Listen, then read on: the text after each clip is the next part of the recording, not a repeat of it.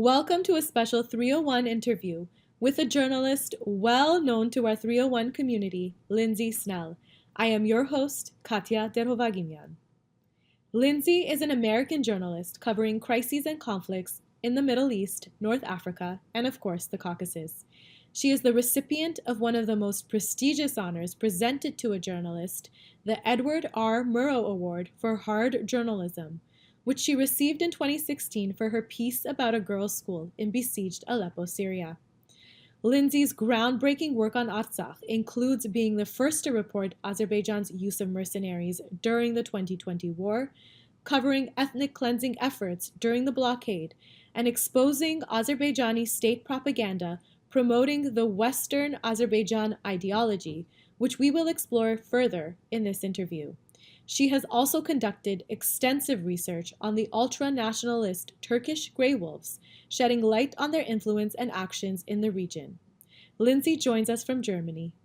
Welcome, Lindseys. How are things? Not bad, not bad. How are you doing? Well, things aren't great. And of course, that refers to your new video deep dive on YouTube, where you work with Corey Pop and feature digestible, in-depth political content or geopolitical content, rather, about the train wrecks you're witnessing, as you like to say. And, we first heard about you mentioned Corey Pop a year ago, I believe, during your interview with Hagop and Gev on the Artsakh podcast, and it was within the context of the Azerbaijani state propaganda inviting journalists, influencers, and bloggers to observe the eco-protest, many of whom you said didn't report anything. So now, a year later, ahead of COP29, do you think that Azerbaijan state propaganda is getting more sophisticated, or are they just spending more money? I don't think Azerbaijani state propaganda has ever been sophisticated. They are certainly allocating more resources to bot farms, for example.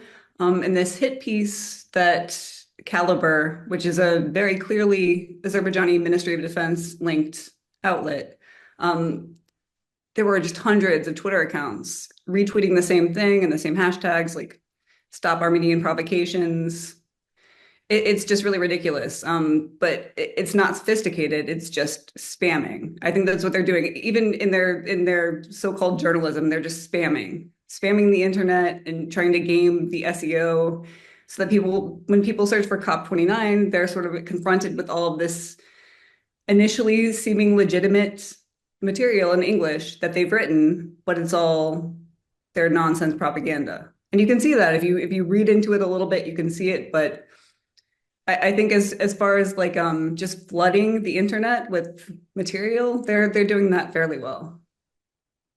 And then I do want to talk about that hit piece because the one that you're referring to calls you out directly as well as being a mouth for the ANCA. And can you share a few more thoughts and just in general feelings about this piece? Azerbaijani state media has written quite a bit about me and often just directly singling me out and making very, very bad accusations. This is the first one where they've actually called me a journalist. So it was actually an improvement for me because normally when they write about me, they call me a terrorist or a spy. So it was kind of a bump up for me. But it was, of course, ludicrous. Like there were charts that were completely nonsensical, trying to sort of map out what they see as like the payment and like hierarchical structure of ANCA and, journalists and Ocampo. And it was just really absurd. But this again, if you look at the Caliber Twitter account, has very little engagement for the most part. Like their tweets will get one or two retweets, just very, very minimal. This had thousands of retweets because again, they're just spamming the internet with their nonsense. So they are throwing money at it for sure. And then in the world of journalism, what sort of stories and narratives are you seeing in terms of general coverage and journalist perspective on COP29? Are the bots working? Is this greenwashing campaign working? Or are you seeing journalists being seeing past rather these distractions? Well, I will say that there's sort of minimal coverage of COP29, especially compared to what COP28 had a year ago. And some of the pieces that I've seen are certainly mentioning that it's an autocracy. They ethnically cleansed Nagorno-Karabakh, but it's almost like a footnote. And it seems like more, and maybe this is just sort of like a smokescreen, um, more business focused. Like businesses are not as interested in COP29, and maybe that's because it's the South Caucasus and there's just like far less business interest in the region as compared to the Gulf.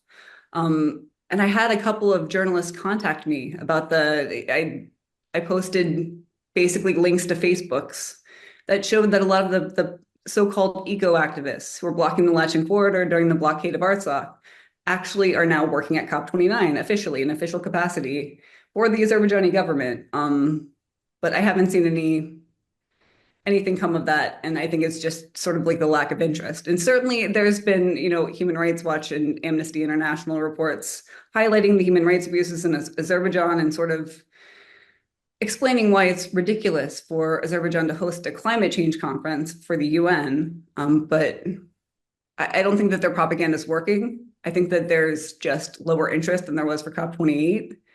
And at least that's at least in part because of Azerbaijan's gross human rights abuses. And we've been seeing an increase in reports or an increase in mobilization, rather, of reservists in Azerbaijan. How does this fit into the overall narrative of COP29, like with Azerbaijan hosting COP29 and then also mobilizing their reservists? And, what kind of effects will that have, do you think, in the long run? I think everyone knows that Azerbaijan is not going to launch any new aggression ahead of COP29, but they've been maintaining the groundwork for an invasion, for attacks, probably after COP29 when it no longer matters. And part of that is the constant claims of so-called Armenian ceasefire violations, the constant reports and Azerbaijani officials complaining that Armenia is arming itself to the teeth was one. I think one official said that, and it's ludicrous because, of course, Azerbaijan is buying exponentially more weapons, mostly from Israel. But I think that definitely the groundwork is being laid once the international spotlight is off of Azerbaijan and no one cares anymore. There's no reason Azerbaijan wouldn't launch a new attack. And then I guess I'm curious about, like, from your research, the correlation between, you were just mentioning that COP28 had far more global interest than COP29 does. Would that lead to some sort of failure on Azerbaijan's part for the lack of interest? And, who will be blamed for this? Like, do you think that that will be part of the narrative for Aliyev to blame, say, Armenia and Armenians' involvement in ensuring that COP29 isn't as large as the previous COP conferences? I think that they're going to fill the seats. And I think we've seen more of like recruiting for delegations from universities where there are like grants, and these are public universities in Canada and the US and Europe. And so there are grants actually paying for students to go to COP29, which also happened during COP28. But I think we're going to see more of that because they need to sort of fill the gap. And while businesses are less interested, governments are still going to send their delegations. The European Parliament just announced their list of, I think it was 15, parliamentarians who will be going. So they're going to fill the seats. And their narrative is going to be that it was a wild success. And they're already like claiming record attendance. Whether or not that happens, I think it'll just sort of be it'll be lost. It won't be a clear failure because the seats will be filled and there will be government officials there, and they're going to make a big deal of that. So I also want to talk about the Turkish-backed Syrian rebels. I know you were the first to report that Azerbaijan was using mercenaries during the 2020 war. And then I think a couple days ago, we also saw clashes erupt between the rival Turkish-backed Syrian rebel factions in northern Syria. Will this correlate back to Armenia in some way, do you think? And do you think Turkey will send mercenaries back to Azerbaijan to support an attack on Armenia, say, post COP29? So the thing about the Turkish-backed SNA, so-called Syrian National Army, is that they are always fighting each other. For the last 8 years or so, they've been fighting each other more than anyone else. So they're fighting each other more than they're fighting the Syrian Democratic Forces, the predominantly Kurdish Syrian Democratic Forces, and they're practically not fighting the Syrian government at all, which was their whole reason for existence. That's just what they do. I don't think that they're going to send mercenaries back to Azerbaijan to help with new attacks because there was a lot of backlash when they sent mercenaries in 2020. And that backlash is not, Turkey sent these mercenaries to Libya. They're still in Libya. They've been in Libya for 6 years now, 5 years now. And no one cares. Turkey also sent them to Niger a few months ago. No one cared, like really virtually no reporting on it.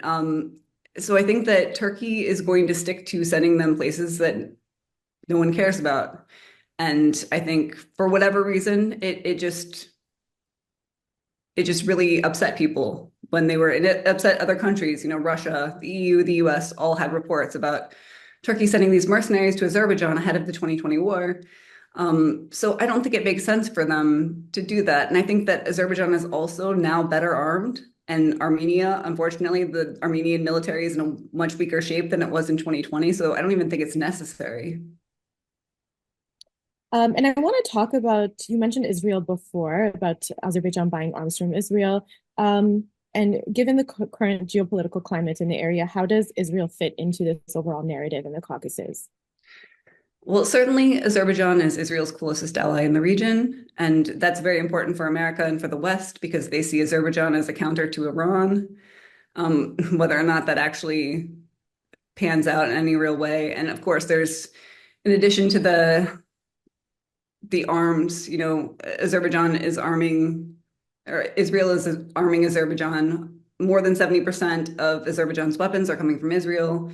Almost half of Azerbaijan's or Israel's oil is coming from Azerbaijan. So I think that there's a very deep strategic partnership and alliance there. Yeah, but I think that this is part of why the West doesn't really step in and intervene against Azerbaijan in any real way, because keeping Azerbaijan this intelligence sharing, military technology sharing partner of Israel happy is much more important to them.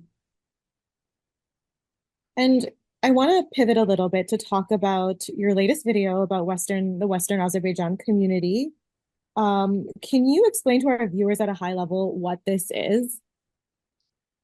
So the Western Azerbaijan community really started, I mean, it's existed for decades in very small forms, in almost unofficial forms in Azerbaijan. But sort of all of these groups claiming the right to return to Armenia coalesced. Actually, there was an Azerbaijani government mandate sort of uniting them into one entity. President Aliyev spoke after the war and said that now that the Karabakh issue is solved, we need to plan in parallel a return to Western Azerbaijan. And it's just the government has been ratcheting that up over the years since. And it's an Azerbaijani government entity that claims that all of present day Armenia is Western Azerbaijan.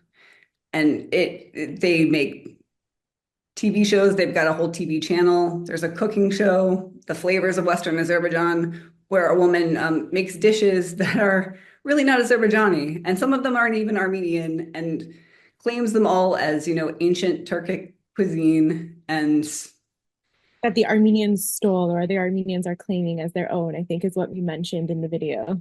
yeah, one was dolma. Also, like just generic pastries and cakes, all of which she attributes to Western Azerbaijan. And while she's cooking, she'll say that she's from Yerevan and it's in Western Azerbaijan, and Goicha, which is the Lake Savan area, that's all, ancient Turkic land. They're all going to go back someday. Their great leader tells them that they're going to go back someday. Corey Pop actually interviewed the host of the Western Azerbaijan cooking channel. And I mean, she talked a lot about cooking, but then she also said, I think he stopped at one point. She said something about, Yerevan being historically Turkic. And he's like, what? And she's like, you're a journalist. I expect you to know that. Like it's history. Like the Armenians weren't in this territory until 1828. Just got very upset. So it's absurd. It's the claims that they make are absolutely crazy, but they're getting more and more attention. And they're getting more and more international attention too, which is very problematic. I mean, every week now there are Western Azerbaijan community leaders meeting with international officials. They also had Spanish state TV journalists visit them. So I think that more and more they're trying to normalize this narrative of all of Armenia as our territory, and it's going to lay more groundwork for future attacks and invasions. And watching that piece, there was one moment where you were interviewing the cartographer, Rupen Galician, where I think he brought out the book about the monuments of Western Azerbaijan, and you pointed out immediately that the book was written by the head of the Western Azerbaijani community, to which he responded, yeah, well, he would be.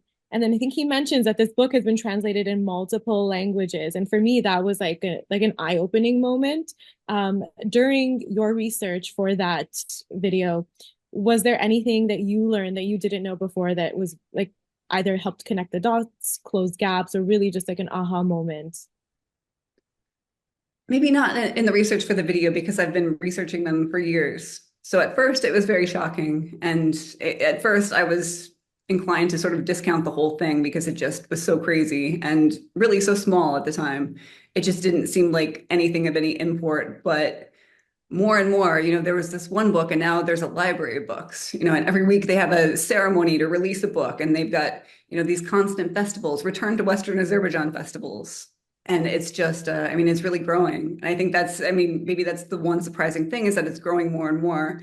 And also in the video I mentioned, there was a very recent, on the Western Azerbaijan TV channel, Aziz Barley, who is the head of the Western Azerbaijan community, was saying like, basically drawing a parallel, if Armenia is still provoking us, and of course, Armenian provocations, according to the Azerbaijani state, are buying, Humvees from France or whatever. So anything is a provocation to Armenia. But he said, like, if they're still provoking us, then we're going to move even faster with the Western Azerbaijan community. And the woman interviewing him said, yeah, we weren't political before. We were basically like an NGO, but now we're forced to become politicized. So it's all just sort of like reinforcing the idea that this group is really serious and it really has the backing of the Azerbaijani government. And it's definitely going to be the basis for whatever comes next.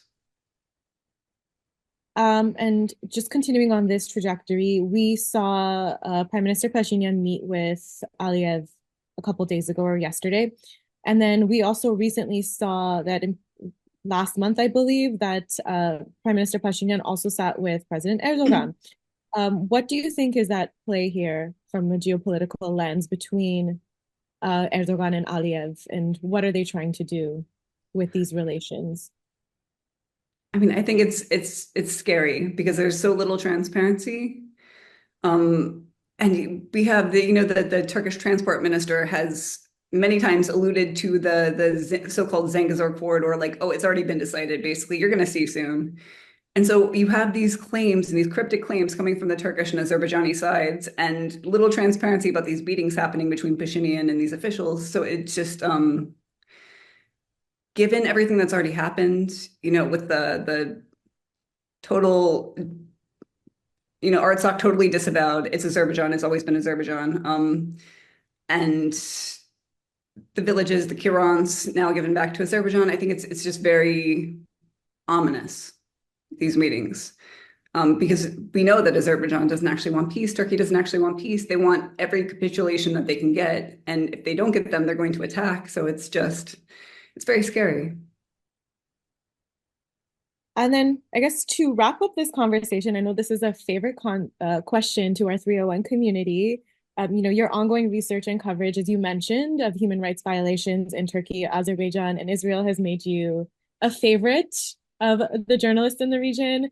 Can you tell us a little bit about some of your favorite headlines or favorite stories that they've shared about you? The one that comes to mind, because, like I mentioned earlier, they've sort of gamed the SEO, the search engine results. So now if you Google my name in English, one of the Azerbaijani articles is the first thing to come up. And it's like, Lindsey Snell leapt from terrorism to media. And it just basically claims that I was a terrorist and, because I've covered wars in Syria and Iraq and Libya. So it just basically claims that I was a terrorist, and now I'm a shill for Armenia, I guess. So it's just really, really crazy. And then my last question to you would be, what can we expect next from Things Aren't Great? In the next few days, we're going to publish a video about Turkey's ongoing trade with Israel, because Turkey, of course, claims that there's been a total trade ban in place since May, but um, ample research shows that they've just simply disguised their trade with Israel by claiming that goods are going to Palestine or by routing them through other countries like Greece. And so, as Erdogan is claiming that Netanyahu is a war criminal and saying that Turkey will do everything in their power to help Palestine, Turkey is just still sending half of their oil from Azerbaijan to Israel, and steel and concrete and everything that they would need to continue their war effort. So it's an important topic.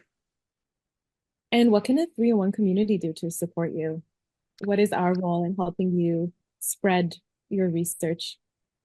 Subscribe to our channel, Things Aren't Great, and like and share and comment on videos would be amazing. I want to thank Lindsey once again for her time, for her journalistic integrity, and for her fearless coverage of the truth. To our viewers, thank you for joining us from wherever you are. I hope you found this conversation valuable and insightful. If you aren't already, please follow Lindsey Snell at Lindsey Snell and at Things Aren't Great. I also highly suggest going back and listening to Lindsey's interview with Hagop and Gev on the Artsakh podcast to learn more about Lindsey and to hear a more comprehensive discussion about Lindsey's research during the 2020 war and the Artsakh blockade. And thank you to the 301 team for continuing to foster these types of discussions and for keeping us informed on the latest developments in Armenia and the diaspora. 301 is an independent multimedia news outlet that relies entirely on the contributions of you, its followers. If you would like to hear more conversations like this, please show your support by visiting 301.am or by following the links on 301's social media pages. All contributions, big and small, can make an impact in ensuring 301 stays online and maintains its place as our trusted news source. Until next time, goodbye.